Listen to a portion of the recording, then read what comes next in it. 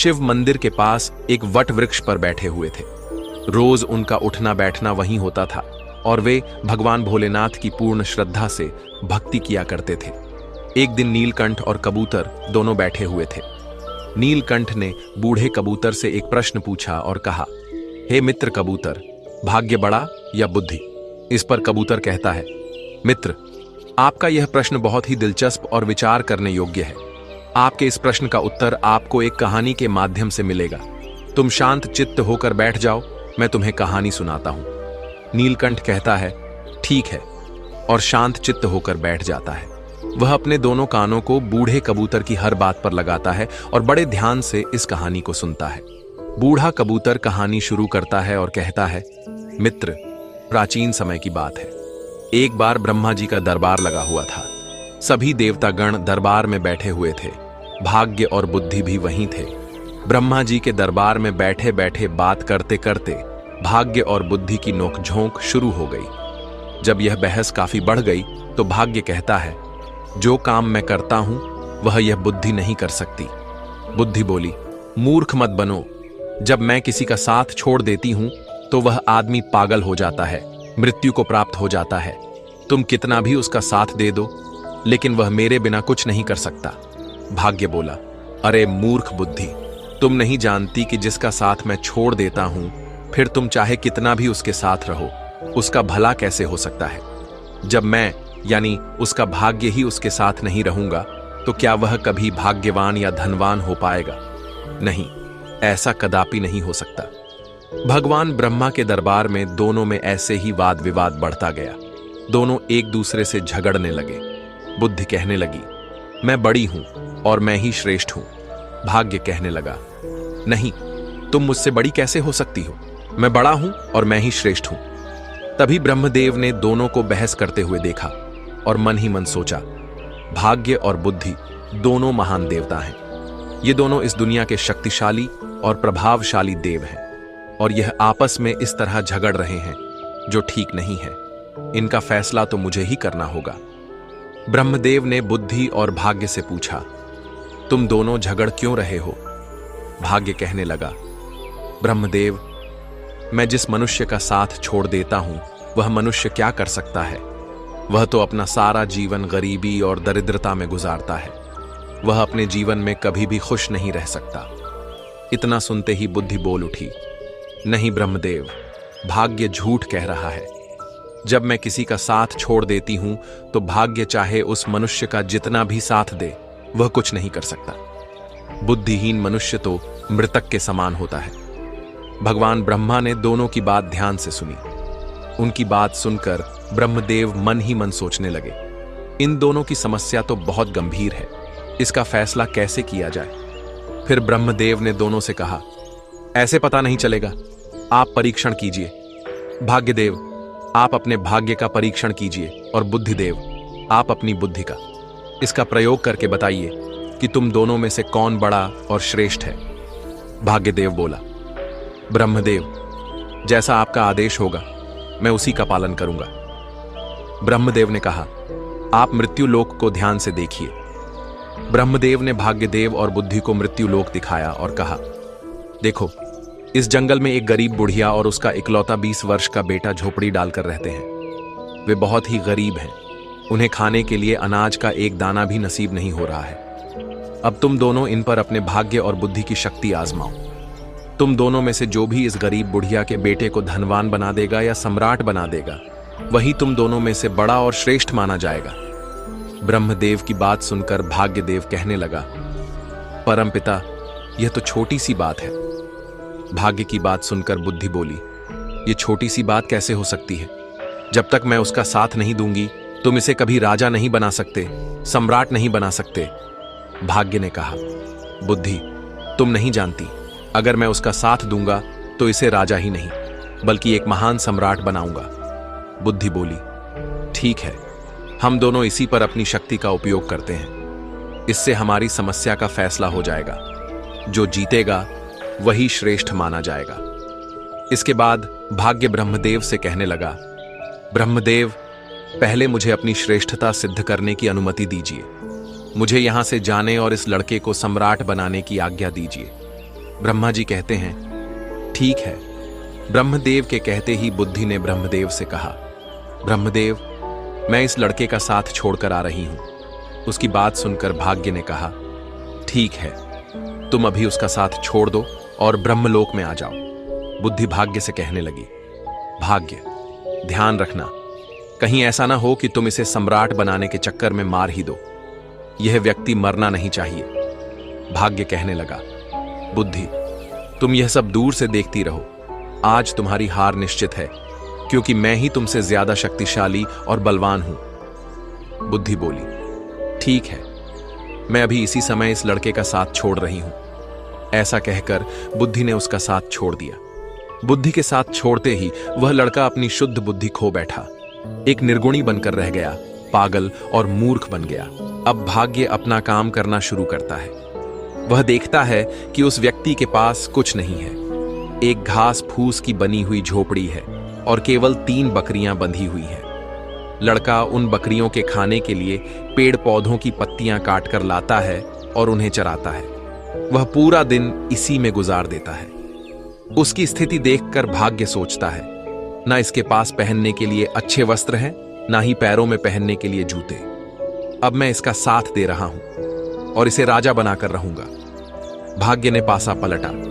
जिस रास्ते से वह चरवाहा निकल रहा था, उसी रास्ते में भाग्य ने एक सुंदर सोने के जूतों की जोड़ी रख दी। लड़के का ध्यान उन जूतों पर गया, पर वह उन्हें पहचान नहीं पाया कि ये सोने के जूते हैं। उसे तो बस पैरों में पहनने के लिए जूते चाहिए थे, इसलिए उसने वे सोने के जूते पहन लिए और सोचने लगा, चलो जूते तो पहन लिए और सोचने लगा, चलो जूते तो मिल गए, इससे मेरा बहुत समय का काम चल जाएगा। अब जंगल से चारा लाते और बकरियों को चराते समय मेरे पैरों में कांटे नहीं लगेंगे। उन जूतों को पहनकर वह अपने घर आ जाता है। प्रतिदिन उसकी यही दिनचर्या चलती रही। वह जंगल में बकरियों को चराने जाता और जंगल से पेड़ पौधों की पत्तियां काट कर लाता और बकरियों को चराता रहता था। उसकी माता की बुद्धि भी समाप्त हो गई थी, क्योंकि बुद्धि उसे भी छोड़कर चली गई थी। भाग्य ने तो उस चरवाहे का खूब साथ दिया, लेकिन उसके जीवन में कोई बदलाव नहीं आया। भाग्य सोचने लगा कि मैंने तो इसे सम्राट बनाने का संकल्प लिया है, परंतु यह तो मुझे मूर्ख या पागल दिखाई देता है। इसका व्यवहार तो पागलों और मूर्खों की तरह हो गया है। ये सब देख रही बुद्धि ने भाग्य से कहा, क्या तुम नहीं जानते कि मैंने उसका साथ छोड़ दिया है? जब मैं किसी व्यक्ति का साथ छोड़ देती हूं तो वह ऐसा ही व्यवहार करता है। भाग्य बुद्धि से कहने लगा, मैं भी देखता हूं कि तुम क्या कर सकती हो। अब तुम भी देखोगी कि मैं क्या कर सकता हूं। उस देश के नजदीक ही एक देश का राजा चंद्रसेन था। उसका एक सौदागर था। वह अलग अलग देशों और स्थानों पर जाकर व्यापार करता था। उस सौदागर के पास व्यापार करने के लिए कुछ ऊंट थे। वह ऊंटों पर पीतल लाद कर ले जाता था और दूसरे देश में जाकर व्यापार किया करता था। एक दिन वह सौदागर उसी जंगल से गुजर रहा था जहां पर वह चरवाहा रहता था और अपनी बकरियां चराता था। वह सौदागर ऊंट लेकर जा रहा था। तभी रास्ते में जाते हुए उसकी नजर उस चरवाहे के पैरों पर पड़ी। सौदागर ने देखा कि इस चरवाहे के पैरों में तो सोने के जूते हैं और यह इनकी कोई कदर नहीं कर रहा है। इसे देखकर लगता है कि यह सोने के जूतों के बारे में तो शायद जानता भी नहीं है। सौदागर अपने ऊंट से नीचे उतरकर उस चरवाहे से पूछने लगा, भाई, तुम यह जूते कहां से लाए हो? उस चरवाहे ने उस सौदागर को बताया, ये जूते मुझे इस जंगल में रास्ते पर पड़े हुए मिले थे। सौदागर ने उस चरवाहे से पूछा, क्या तुम इन जूतों को बेचना चाहोगे?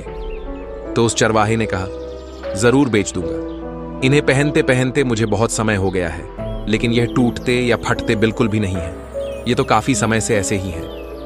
व्यापारी ने चरवाहे से कहा, ये जूते मुझे बेच दो। इन जूतों के बदले में जो चाहो मुझसे वह ले लो।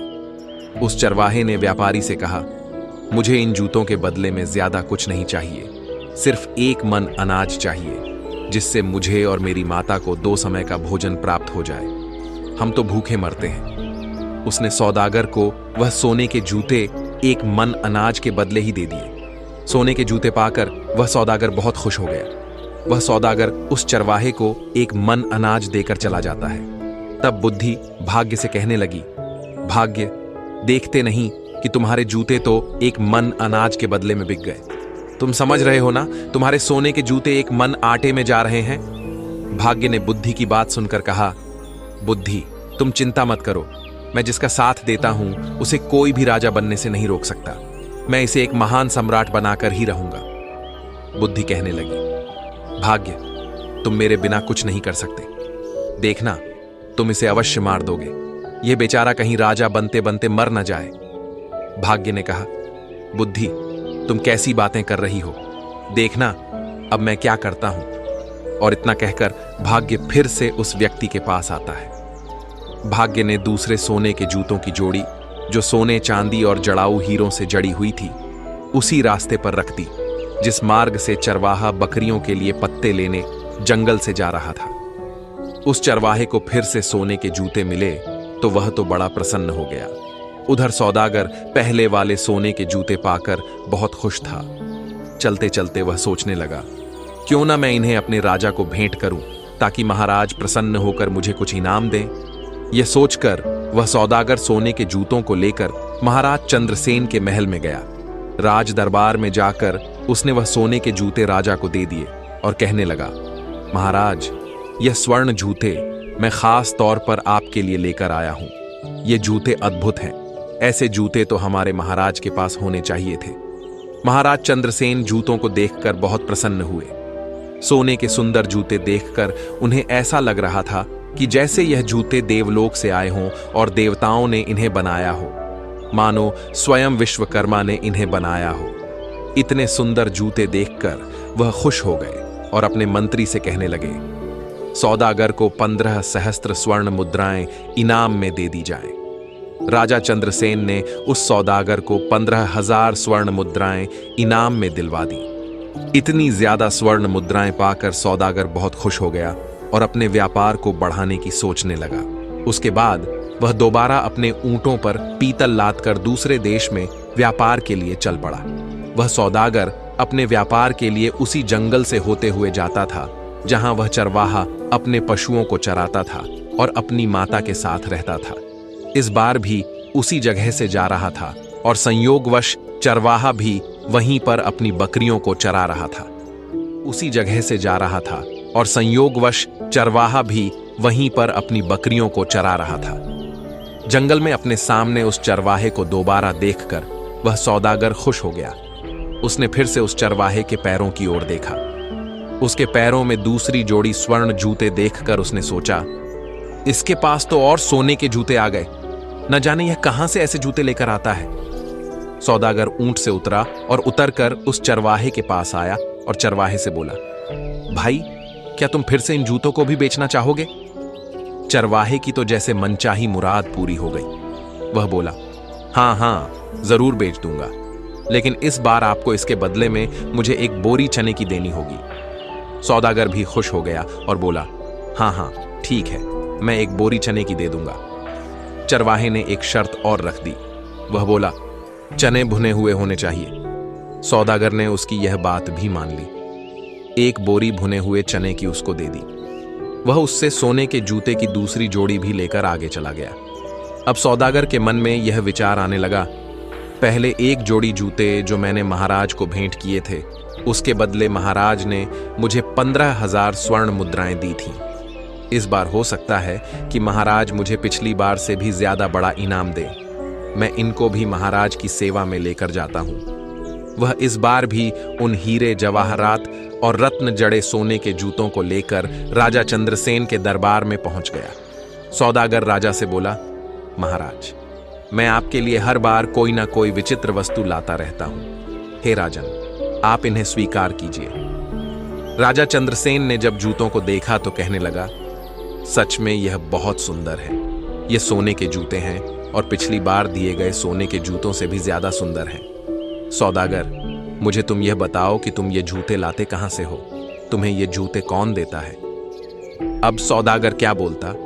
जब सौदागर को कुछ समझ नहीं आया कि राजा को क्या जवाब दे, तो कुछ सोच विचार कर उसने झूठ बोलना ही ठीक समझा और बोला, महाराज, दक्षिणी देश में एक सम्राट है।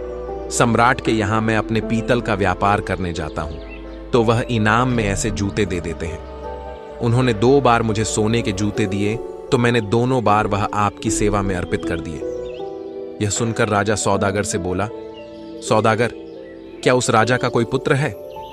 सौदागर ने फिर झूठ बोल दिया। उसने कहा, नहीं महाराज, अभी तो वह सम्राट खुद ही कुंवारा है, उनका विवाह नहीं हुआ है।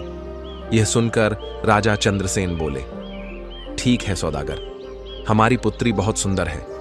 तुम अपने उस सम्राट से जाकर मिलो और उनसे पूछो कि हम अपनी पुत्री का विवाह उससे करना चाहते हैं, क्या उन्हें मंजूर है? राजा की बात सुनकर सौदागर सोचने लगा, अब तो मैं फंस गया। मैं तो ये जूते किसी राजा से नहीं लाता, बल्कि एक चरवाहे से लेकर आता हूं। लेकिन अब तो मैं झूठ बोल चुका हूं, अब मेरा क्या होगा? मैं तो अपने ही बोले हुए झूठ में फंस चुका हूं।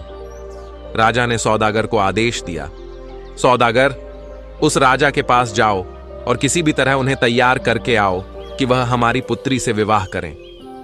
अब तो सौदागर और चिंता में पड़ गया। वह राज दरबार से वापस आ गया।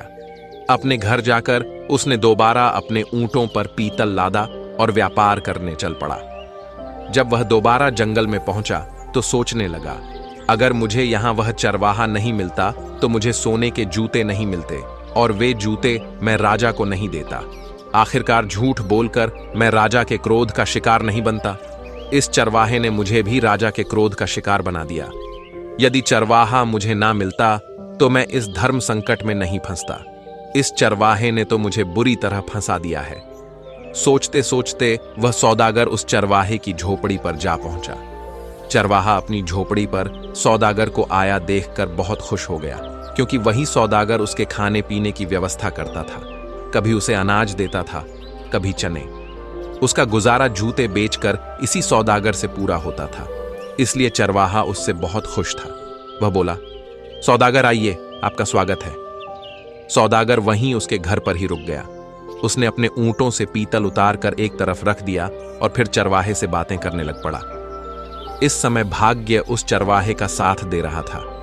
बातें करते करते चरवाहा पीतल के बोरे पर बैठ गया। जैसे ही वह बैठा तो सभी बोरों में भरा हुआ पीतल सोने में बदल गया।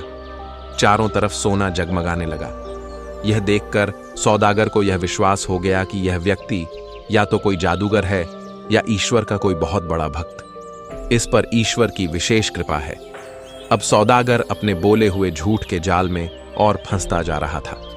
उसके मन में विचार आया, मेरे पास धन की कमी नहीं है। मैं ऐसा करता हूं कि इस चरवाहे को ही राजा बना देता हूं, सम्राट घोषित कर देता हूं। मेरे पास तो धन और सोने की कोई कमी नहीं है। मैं इसके लिए यहां जंगल में बहुत बड़ा किला बनवा देता हूं, दुर्ग बना देता हूं। उस दुर्ग का मालिक इसे बना दूंगा और मैं उसका मंत्री बन जाऊंगा। यहां के जो जागीरदार हैं उनसे बहुत सारी जमीन खरीद लूंगा। इस महीने के 2 महीने बाद राजा के पास जाऊंगा और बता दूंगा, यही सम्राट है। अब सौदागर षड्यंत्र रचने लगा। भाग्य बुद्धि से कहने लगा, बुद्धि, तुम देखती जाओ कि मैं क्या करता हूं। देखना, यही सौदावाहे को सम्राट बनाएगा। बुद्धि ने फिर से भाग्य से कहा, कहीं ऐसा ना हो कि राजा बनते बनते यह मर ही जाए, क्योंकि इस समय इसके पास बुद्धि नहीं है।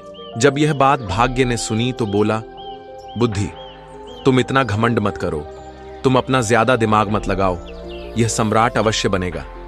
दूसरी ओर सौदागर चरवाहे से कहने लगा, चरवाहे, मैं तुम्हें यहां का सम्राट बना देता हूं और तुम्हारे रहने के लिए एक बड़ा महल भी बनवाऊंगा। सौदागर में बुद्धि थी, क्योंकि उसका साथ बुद्धि दे रही थी, लेकिन बुद्धि ने चरवाहे और उसकी माता का साथ छोड़ दिया था। चरवाहा सौदागर से बोला, भाई ठीक है, तुम्हें जो ठीक लगे वह करो, लेकिन एक बात है, मेरी इन बकरियों को मत छोड़ना। मैं इन बकरियों को हमेशा अपने पास ही रखूंगा। चरवाहे में बुद्धि तो थी नहीं। उसकी बात सुनकर सौदागर सोचने लगा, यह व्यक्ति कितना बड़ा मूर्ख है। मैं इसे राजा बना रहा हूं और इसे बकरियों की पड़ी है। यह कैसी बातें कर रहा है। फिर भी सौदागर बोला, ठीक है। सौदागर को मन ही मन राजा का डर सता रहा था। राजा ने उसे कहा था कि तुम्हें उस सम्राट से पूछ कर आना है और मेरी लड़की का विवाह उसके साथ करवाना है। इसलिए उस चरवाहे को सम्राट बनाने के चक्कर में सौदागर ने चरवाहे की बात पर ध्यान नहीं दिया। उसने किले की नींव डलवा दी और निर्माण शुरू करवा दिया। जल्दी ही उसने एक बहुत बड़ा सुंदर और शानदार महल चरवाहे के लिए तैयार करवा दिया। सौदागर ने आसपास के सभी जागीरदारों से जमीन खरीद ली और चरवाहे के लिए एक सेना भी बनानी शुरू कर दी। नौकर चाकर दास दासियां रखीं।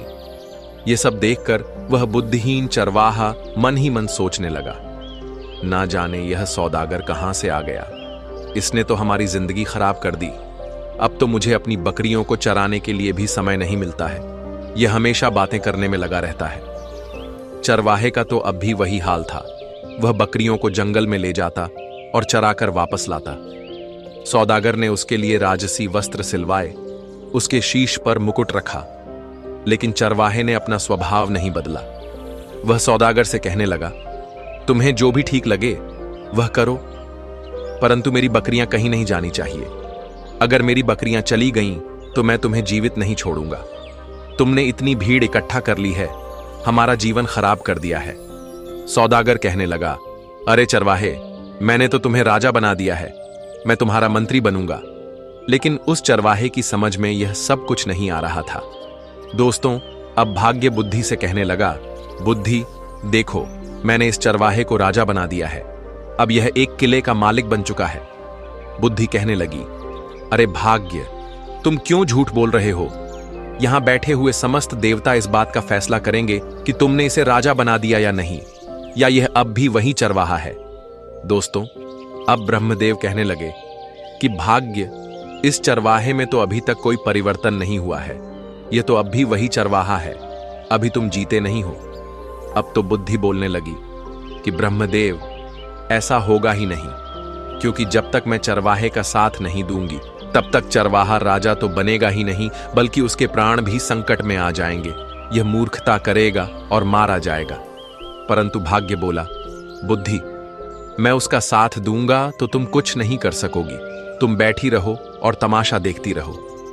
भाग्य फिर उस चरवाहे के पास आ जाता है। सौदागर ने क्या किया, उसने जो उस चरवाहे की 3 बकरियां थीं, उन्हें भी किसी बकरियां खरीदने वाले को बेच दिया। जैसे ही उस चरवाहे को अपनी बकरियों के बिकने का पता चला तो वह जोर जोर से चिल्लाने लगा, रोने लगा। जब उसके सैनिकों ने, दरबारियों ने और अन्य लोगों ने देखा कि राजा तो ऐसा कर रहा है, तो उन्हें लगा कि शायद राजा पागल हो गया है।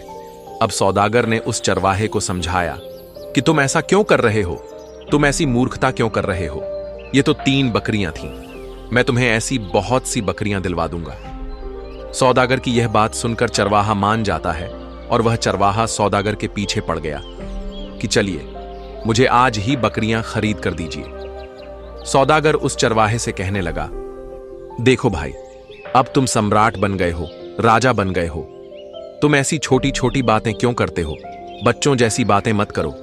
मैं तो तुम्हारा विवाह करवाऊंगा। अपनी माता से पूछो। हमारे यहाँ के राजा चंद्रसेन, उनकी पुत्री बहुत ही सुंदर है, उनसे तुम्हारी शादी करवाऊंगा। लेकिन चरवाहे में तो बुद्धि ही नहीं थी। वह सौदागर से कहने लगा, तुम मेरा क्या विवाह करवाओगे? और उसकी माता भी कहने लगी, अब विवाह से क्या होगा? हमारी जिंदगी को तो तूने खराब कर ही दिया है। तुमने हमें इतनी भीड़ भाड़ में लाकर पटक दिया है। कहां हम इतनी शांति से रहते थे, अपनी बकरियां चराते थे और अपनी झोपड़ी में मजे से रहते थे। अब सौदागर सोचने लगा, लगता है यह दोनों मां बेटा पागल हैं। अब मैं क्या करूं? ऊपर से उसे महाराज चंद्रसेन का डर सता रहा था। उसके मन में यही विचार आ रहा था कि इनकी सहायता तो मुझे करनी ही पड़ेगी। तक 6 महीने का समय पूरा हो गया। अब सौदागर अपने देश में महाराज चंद्रसेन के पास पहुंचा। महाराजा से कहने लगा कि महाराज, अब आप अपने नाई और पंडित को भेज दीजिए। मैंने अपने सम्राट को मना लिया है, वह आपकी लड़की से शादी करने के लिए तैयार है। यह सुनकर राजा चंद्रसेन ने नाई और ब्राह्मण को बुलाया और उन दोनों को सौदागर के साथ सम्राट के पास भेज दिया। सौदागर उन दोनों को लेकर चल पड़ा और वह उनको चरवाहे के महल में लेकर आया। उसने चरवाहे को राजसी वस्त्र पहनाए। चरवाहा सौदागर से कहने लगा, यह तुम क्या कर रहे हो? ऐसे भी कहीं विवाह होते हैं? सौदागर बोला, अब तुम चुप रहना, अब बिल्कुल भी मत बोलना, नहीं तो महाराज चंद्रसेन तुम्हें और मुझे दोनों को फांसी की सजा दे देंगे। इस बात का ध्यान रखना कि अब तुम्हें बोलना नहीं है। सौदागर के मुंह से फांसी की बात सुनकर चरवाहा बुरी तरह से डर जाता है और उसकी बात मान जाता है। राजा के नाई और ब्राह्मण उसकी सगाई कर देते हैं और शुभ मुहूर्त देखकर विवाह का दिन तय करके उसे बोल देते हैं कि आपको इस दिन बारात लेकर महल में आना है। इसके बाद नाई और ब्राह्मण वापस अपने देश को लौट जाते हैं। उनके महल में पहुंचने के बाद राजा ने उनसे पूछा कि सम्राट कैसा है। नाई और ब्राह्मण बोले, महाराज, उसके पास तो किसी चीज की कमी नहीं है, बहुत सारा सोना है, खजाने भरे पड़े हैं, वह तो बहुत ही महान राजा दिखाई पड़ता है। बात सुनकर राजा चंद्रसेन भी बड़े प्रसन्न हुए। अब तो राजा चंद्रसेन ने भी शादी की तैयारी शुरू कर दी। धीरे धीरे समय बीतता गया और विवाह का शुभ दिन नजदीक आ पहुंचा। विवाह के दिन सौदागर ने चरवाहे को खूब सजाया, दूल्हा बनाया और एक सुंदर रथ में बिठाकर उसकी बारात लेकर चल पड़ा। इधर सौदागर चरवाहे को शादी के लिए लेकर जा रहा था। उधर भाग्य बुद्धि से कहने लगा, देखो बुद्धि, अब मैं चरवाहे का विवाह भी राजा की पुत्री से करवा रहा हूं। बुद्धि मुस्कुराकर बोली, भाग्य, बस देखते जाओ, तुमने अभी इसकी मृत्यु का षड्यंत्र रच दिया है। तुम्हें भी पछतावा होगा कि तुमने यह क्या कर दिया है। यह चरवाहा भी तुम्हारे जाल में फंस चुका है। तुम तो इसे राजा बनाने की बात कर रहे हो। देखते जाओ, तुम्हारे कारण अब यह चरवाहा अपने प्राण खो देगा। भाग्य बोला, बुद्धि, जब मैं उसका साथ दे रहा हूं तो तुम क्यों परेशान हो रही हो? बस तुम देखती रहो कि मैं क्या करता हूं। कुछ दिन का सफर तय करने के बाद चरवाहे की बारात राजा चंद्रसेन के यहां पहुंच जाती है।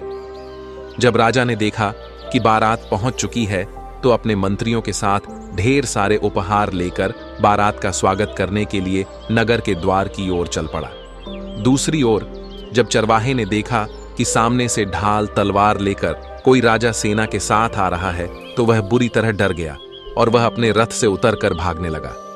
चरवाहे को भागता देखकर सौदागर ने सोचा, यह तो पक्का मुझे मरवाएगा। सौदागर भी रथ से उतरकर पकड़ने के लिए उसके पीछे पीछे भागता है और उसे पकड़ लेता है। सौदागर पकड़कर उसे समझाता है कि राजा तुम्हें भी मार देगा और मुझे भी। तुम ऐसे क्यों भाग रहे हो? चरवाहा डर गया और बोला, ठीक है, लेकिन तुम्हें हर समय मेरे साथ ही रहना पड़ेगा। सौदागर के यहां करने पर वह सौदागर के साथ वापस आ गया। सौदागर से कहने लगा कि यह राजा तो तलवार लेकर आ रहा है, कहीं हमें काटेंगे तो नहीं। सौदागर ने कहा, चिंता मत करो, वह तुम्हें कुछ नहीं कहेंगे। तुम्हारा विवाह होगा, तुम्हें दुल्हन मिलेगी, तुम डरो मत। इतना सुनकर वह चरवाहा वापस आकर अपने रथ पर बैठ जाता है। राजा ने देखा, चरवाहा बना राजा देखने में तो बहुत सुंदर था। उसने बारात का स्वागत किया। अपने कहे अनुसार सौदागर हर जगह उसके साथ साथ जा रहा था। जब मंडप में जाने का समय हुआ तो सौदागर धर्म संकट में फंस गया कि वहां भी उसे साथ ही जाना पड़ रहा था। वह मंडप में पीछे बैठ गया। राजा चंद्रसेन कहने लगा, सौदागर, तुम इसके साथ साथ क्यों रहते हो? तो सौदागर बोला, महाराज, मैं इनका मंत्री हूं, इन्होंने मुझे अपना मंत्री बनाया है। राजा ने अपनी पुत्री का विवाह उस चरवाहे के साथ कर दिया। इस तरह राजा ने निश्चित दिन अपनी पुत्री का विवाह उस चरवाहे से कर दिया। शादी हो जाने के बाद राजा ने दामाद को महल का ही एक भाग दे दिया। राजा का कोई पुत्र नहीं था तथा वह दामाद को अपने पास ही रखना चाहता था ताकि राज सिंहासन बाद में राजा की पुत्री के साथ करवा दिया है। अब यह चरवाहा सम्राट बनने ही वाला है। भाग्य की यह बात सुनकर बुद्धि कहने लगी, अरे भाग्य, तुम क्यों बेवकूफ बन रहे हो? तुम जानते हो कि उसे कुछ पता ही नहीं है कि राजा क्या होता है, विवाह क्या होता है। वह तो कुछ जानता ही नहीं है। उसकी तो मृत्यु निकट आ गई है, वह तो मरने वाला है। भाग्य कहता है, यह तुम क्या कह रही हो? बुद्धि बोली, मैं सच कह रही हूं। मैंने जब इसका साथ छोड़ा था यह तो उसी समय मर गया था, क्योंकि बुद्धिहीन व्यक्ति तो वैसे ही मृतक के समान होता है। अब यह बेचारा मारा जाएगा, तुम तो बस इसे बचाने की कोशिश करो। अब यह मरने वाला है, आप इसे बचाइए। भाग्य बोला, यह मरेगा क्यों? इसकी शादी हो गई है, अब यह आराम से वहां पर रहेगा और फिर सम्राट बनेगा। राज परिवार की परंपरा के अनुसार राजकुमारी वधू के वेश में सज संवर कर खाना लेकर रात को अपने पति के कक्ष में गई। चरवाहे ने इतनी सुंदरता से सजी और आभूषणों से लदी कन्या सपनों में भी नहीं देखी थी। वह डर गया। उस बुद्धिहीन चरवाहे को बचपन में अपनी दादी की सुनाई हुई कहानी याद आ गई, जिसमें एक राक्षसी सुंदरी का भेष बनाकर गहनों से सजी धजी एक पुरुष को खा जाती है। उसके मन में विचार आया, यह कोई राक्षसी तो नहीं है जो उसे खाने के लिए आई है। उसने बचपन में सुन रखा था कि राक्षसी सुंदर रूप धारण करके आदमियों का खून पी लेती है और उन्हें मार डालती है। उसने सोचा, राक्षसी के हाथ पड़ने से तो अच्छा है कि मैं यहां से भाग जाऊं। यही सोचकर वह उठा और राजकुमारी को धक्का देकर गिराता हुआ, चिल्लाता हुआ कमरे से निकल भागा। भागता भागता वह सीधे नदी के किनारे पहुंचा और पानी में कूद गया। जब उसे पानी में भी अपनी मृत्यु दिखाई दी तो वह पानी से निकला और नदी के एक किनारे पर बैठ गया। राजकुमारी के अपमान की बात सुनकर राजा आगबबूला हो गया। राजा ने अपने सैनिकों को जल्दी से चरवाहे को ढूंढ लाने के लिए भेजा। राजा के सैनिकों ने उसे एक नदी के किनारे पर बैठा देख लिया। वे उसे पकड़कर राजा के पास ले आए। उसे देखकर राजा को क्रोध आ गया। उसने चरवाहे को कठोर दंड देने का निश्चय किया। राजा ने आदेश जारी कर दिया कि अगली सुबह उसे मृत्यु दंड दिया जाएगा। इसे कारागार में डाल दो। यह सब भाग्य अपनी आंखों से देखते हुए अपना माथा ठोक रहे थे और सोच रहे थे, यह तो बिल्कुल मूर्ख निकला। मूर्ख ने मेरी सारी योजना ही चौपट कर दी। तभी बुद्धि मुस्कुराते हुए उनके पास आई। बुद्धि ने भाग्य से कहा, आखिर तुम हार ही गए। देख लिया तुमने, तुम्हारे लाख राजा बनाने से भी वह राजा बन न सका। अब इस आदमी को सजा होने जा रही है। बुद्धि ने भाग्य से कहा, देखा भाग्य, बुद्धि के बिना वह मारा जाने वाला है। बोलो क्या कहते हो? निराश होकर भाग्य बोला, अगर तुम इस आदमी को बचा लो तो मैं हार मान लूंगा। बुद्धि ने हंसकर कहा, तो ठीक है, अब मेरा कमाल देखो। देखो मैं इसे कैसे बचाती हूं। इतना कहकर बुद्धि ने चरवाहे में प्रवेश किया। जैसे ही बुद्धि ने चरवाहे में प्रवेश किया, चरवाहा अपने बचाव की नई नई तरकीबें सोचने लगा। दूसरे दिन जब चरवाहे को मृत्यु दंड के लिए राजा के सामने पेश किया गया तो चरवाहा बोला, महाराज, आप मेरे ससुर हैं। क्या मैं आपसे पूछ सकता हूं कि आप किस अपराध में मुझे मृत्यु दंड देने चले हैं? राजा बोला, तुमने मेरी पुत्री का तिरस्कार करके मेरा घोर अपमान किया है। इसका तुम्हें दंड दिया जाएगा। तब चरवाहा बोला, राजन, मेरे कुल में मान्यता है कि विवाह के पश्चात पहली रात को यदि वर वधू की जानकारी में कोई व्यक्ति नदी में डूब मरे तो वधू विधवा हो जाती है या संतानहीन रह जाती है। जब आपकी पुत्री कमरे में आई तभी नदी की ओर से बचाओ बचाओ चिल्लाने की आवाज मेरे कानों में पड़ी। मैं अपने आप को रोक न सका और तुरंत उठकर डूबने वाले को बचाने के लिए नदी पर चला गया था। अगर यह मेरा दोष है तो आप मुझे अवश्य दंड दें। चरवाहे की बात सुनकर राजा बहुत प्रसन्न हुआ और उठकर चरवाहे को गले से लगा लिया। वह बोला, हमारे बाद तुम ही इस देश के राजा बनोगे। पिता पुत्री ने लज्जित होकर अपने असभ्य व्यवहार के लिए माफी मांगी और फिर तीनों खुशी खुशी महल के अंदर चले गए। उधर ब्रह्मा के दरबार में बुद्धि और भाग्य का फैसला हो चुका था। समस्त देवता बुद्धि की जय जयकार करने में लगे थे। वे कहने लगे, भाग्य, तुम कुछ नहीं कर सकते। जिसका साथ बुद्धि नहीं देगी वह कुछ नहीं कर सकता। बुद्धि ने मुस्कुराकर भाग्य की ओर देखा। भाग्य ने हंसकर कहा, मैं अपनी हार मानता हूं। तुम वास्तव में मुझसे बड़ी हो। साथियों, इस तरह नीलकंठ को भी अपने प्रश्न का उत्तर मिल चुका था और उसके बाद बूढ़ा कबूतर और नीलकंठ भोजन की तलाश में जंगल की ओर निकल गए। दोस्तों, उम्मीद है आपको कहानी अच्छी लगी होगी। कहानी पसंद आई हो तो वीडियो को लाइक करके चैनल को सब्सक्राइब कर लेना, साथ में बेल आइकन भी दबा देना। मिलता हूं आपको एक और मजेदार कहानी के साथ।